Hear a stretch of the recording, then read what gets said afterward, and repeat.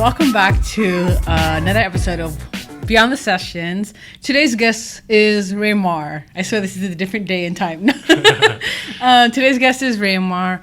Reymar is currently a Chem 1A SI leader, but previously supported biochemistry. Reymar, why don't you tell us a little bit about yourself, name, course, major. Yeah, sounds good. So, hi everyone, my name is Reymar. I'm currently a music graduate student here at Fresno State. In my undergrad, I was a psychology major, but now I'm supporting chemistry courses in SI, which is a weird combination you wouldn't expect from an SI leader from me. But I think it's been an interesting journey being a part of a lot of different disciplines throughout the course of my college career.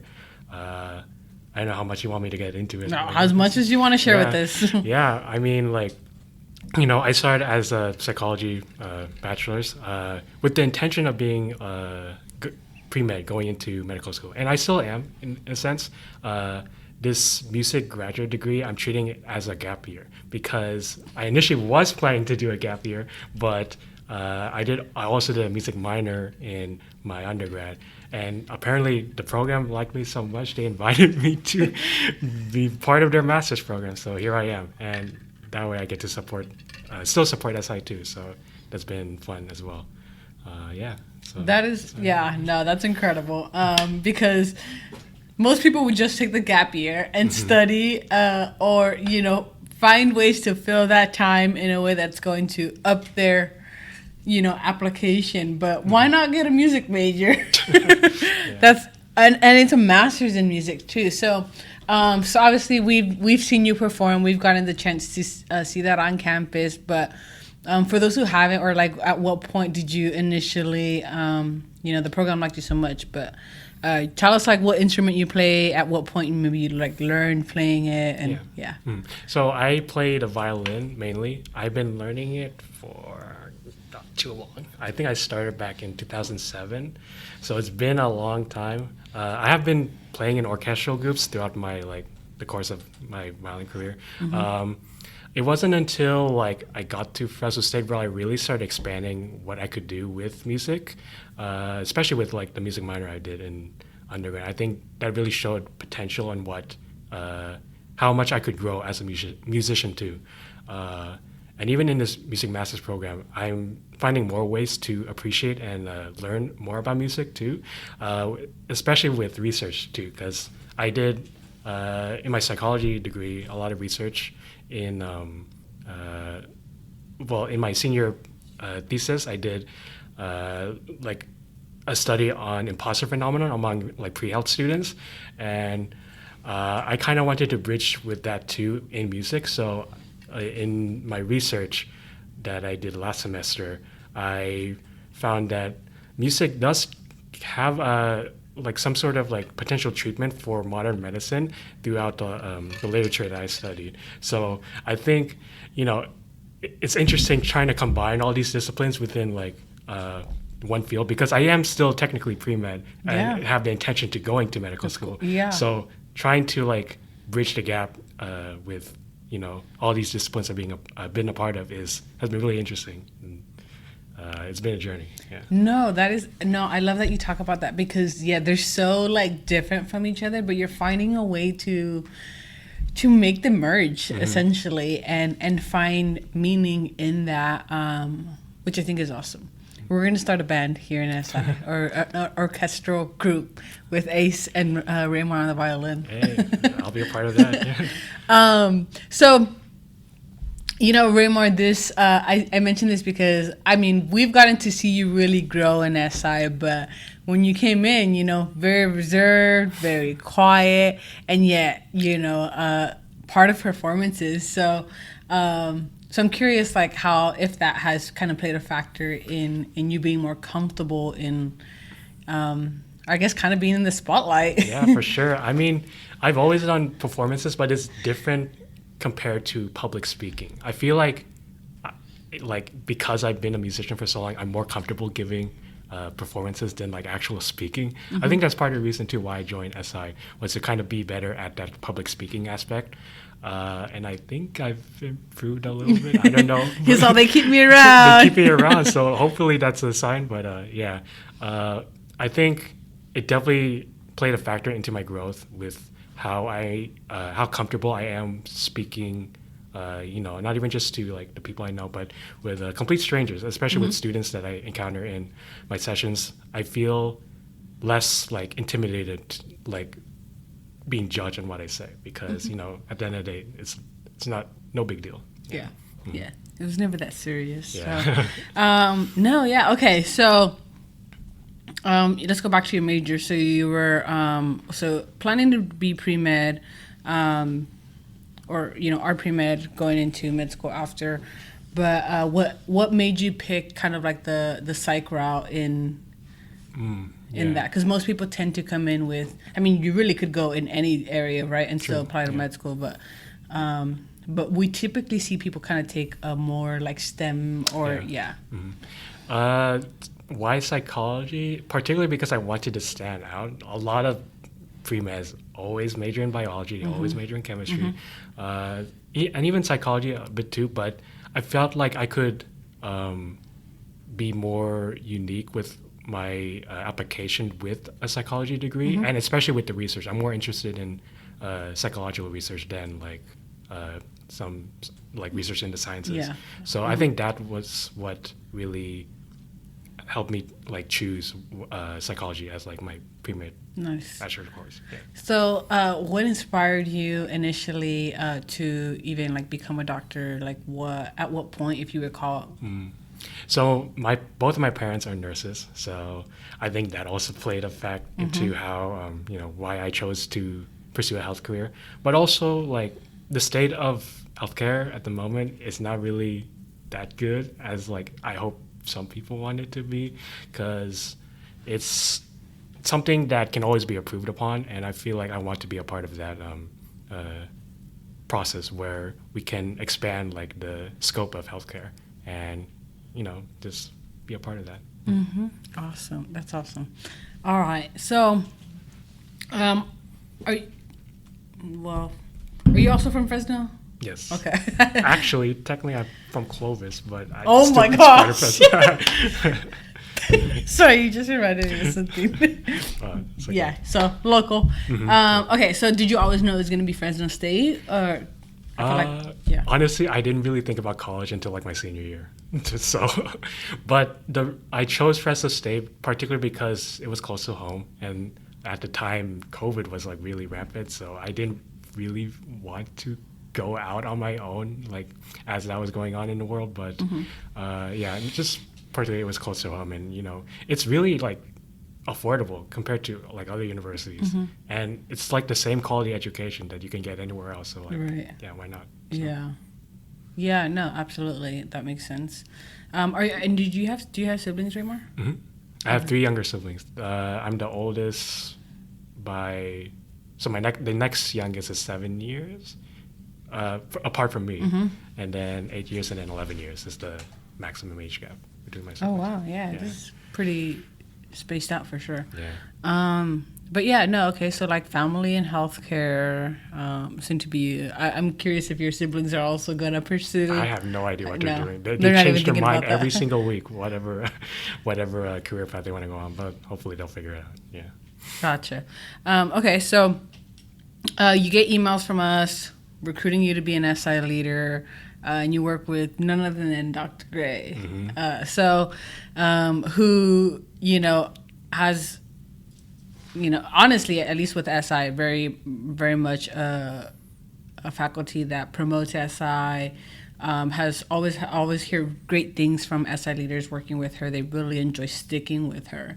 But I know students can sometimes be intimidated by taking her courses. So curious what like that experience is, what made you even like think about SI, and because you really are putting yourself obviously to lead a group and for a course that we know students will come for. So to be fair, Dr. Gray does come off a bit intimidating in lecture, but when you go to her office hours, she's really nice. So like people taking her classes like go to her office hours if you need help, because she is like generally a nice person, and she does support SI like really heavily in her classes. Like she would promote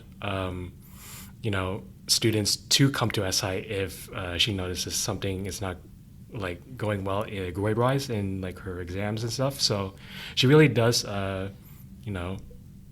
set like a good standard for what SI should be for students, and kind of helping that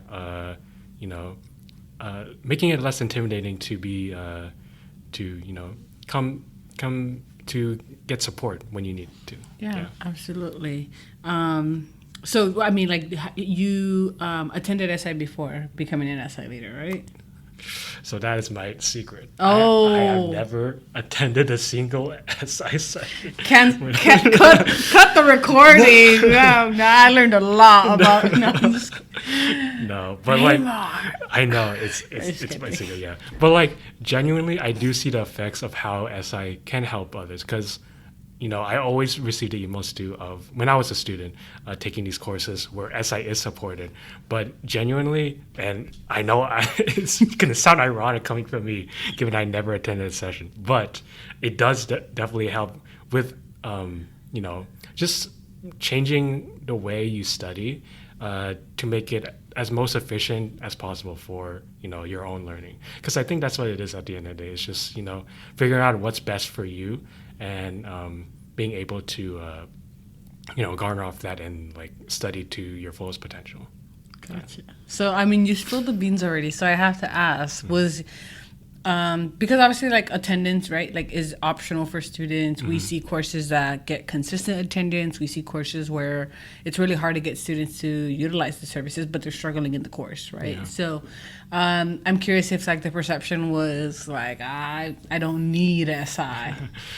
It's interesting because I supported Chem 150 biochemistry and Chem 1A. The difference in attendance is very like starkly different, because I think with freshmen, most of the time, like I think SI to them isn't really as important compared to someone like who's already in like the junior, senior year level, Gotcha. in like biochemistry. Okay. So it's kind of like at that point in if they're like a junior and senior, they know what SI is. They've received countless emails being promoted sessions. Yeah. And at that point they kind of know that it is like a good resource that they should attend. But with freshmen, it's still kind of like in that what's new area. Yeah.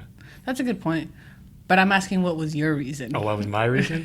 Well, my reason was I think particularly timing didn't really work most of the time with the sessions and like the walk-in hours for the course. Obviously some did, but like I think it's also like I like figuring out things on my own too, like trying to find out what's efficient on myself. So I'm very like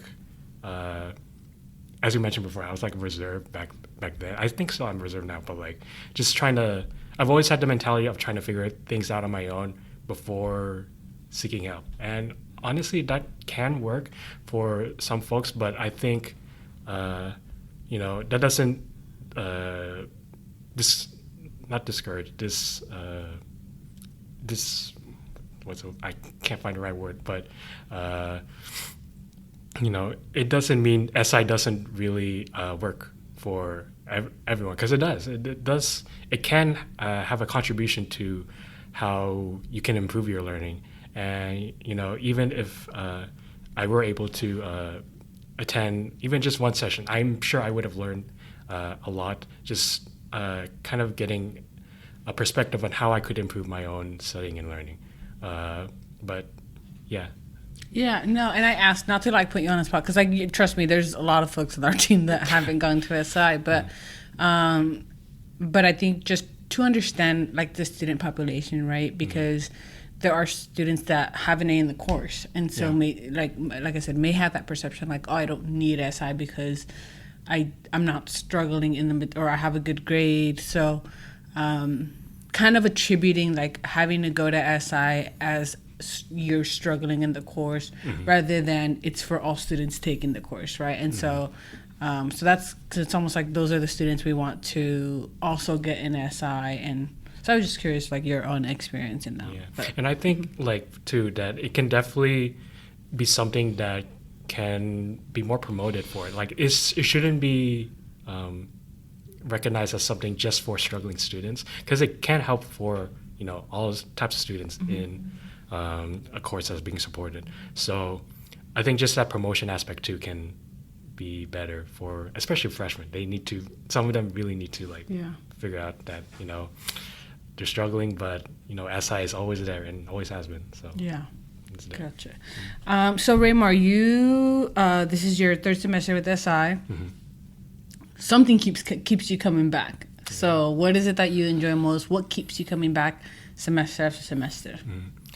Honestly, the collaboration aspect. I love being able to talk to people. That's crazy for me to say, because I'm sure how shy I was. Yeah, he's a social butterfly now. Yeah, it's crazy. But he's at the top of legal leaders. Yeah. But it's interesting because I love seeing what other people's ideas have in their own sessions, or just even in general, being able to see how their way of thinking works when they're planning, or just being able to see how they perform their services too.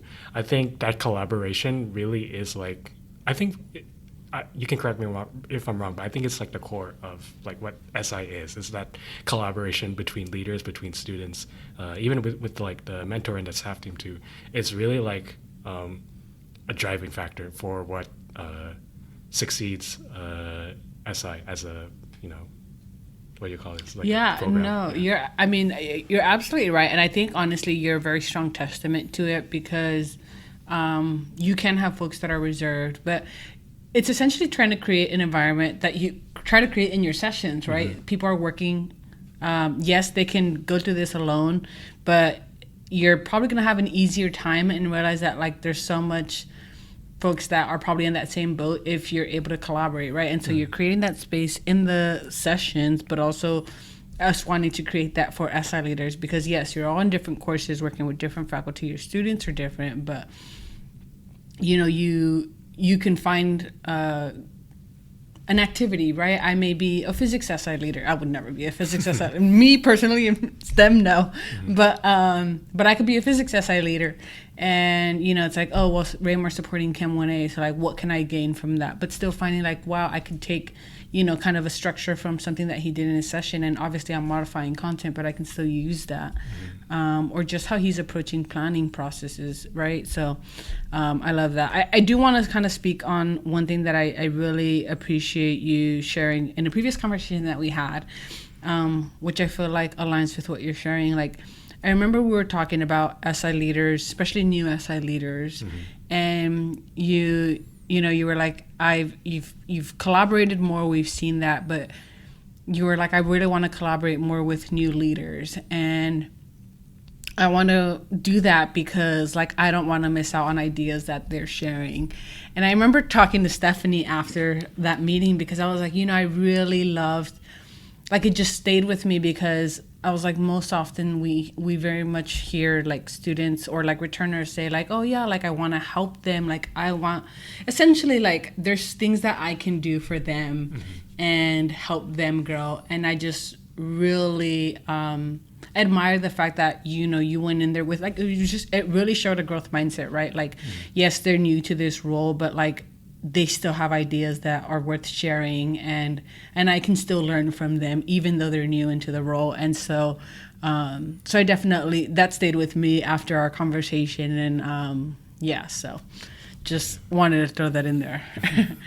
Yeah. So in terms of so we know you perform, are in the on-campus mariachi, but what would be something that maybe people don't typically know, they wouldn't know about Reymar unless they specifically asked you? You know what I mean? Yeah. I guess one thing is I am not born here. Okay. I don't think people would guess where I'm born, but I was actually born in Ireland. Yeah. We're sorry. We're also what? Yeah, we did not expect that. Yeah. Wait, do tell. So, my parents received their bachelor's in nursing in the Philippines, and then they migrated to Ireland. It actually met there, and then they stayed there for a while, and then they had me. And then my dad got an opportunity to work in America, and so then we migrated from the Ireland to the United States. So How old were you? I was 1 year old, so I didn't really experience Ireland too much. Yeah, but you could say it. I could say I'm from Ireland. Yeah. I have an Irish citizenship. I don't I don't want to brag. Yeah, that's so cool. Yeah. So if anybody, that's wow, and only you of your siblings can say that. Yeah, none of my siblings are like born like from other foreign countries, so it's just me. Yeah. That's a cool fun fact. Yep. Yeah. Okay. Wow. Dang. Anything else? Any other shocking revelations? I guess that's the main thing. I guess I have two first names too. My second first name is Patrick. Obviously to homage because I was born in Ireland, but yeah. Oh, they're sneaky. Yeah. Reymar Patrick. All right. Well, I learned a lot about you. Like, you can't see, but Stephanie's just behind the camera, like. Every time I tell this to people, they're always shocked because obviously I don't look like I'm from Ireland, and they would guess like I'm from Asia because I'm Filipino. Yeah.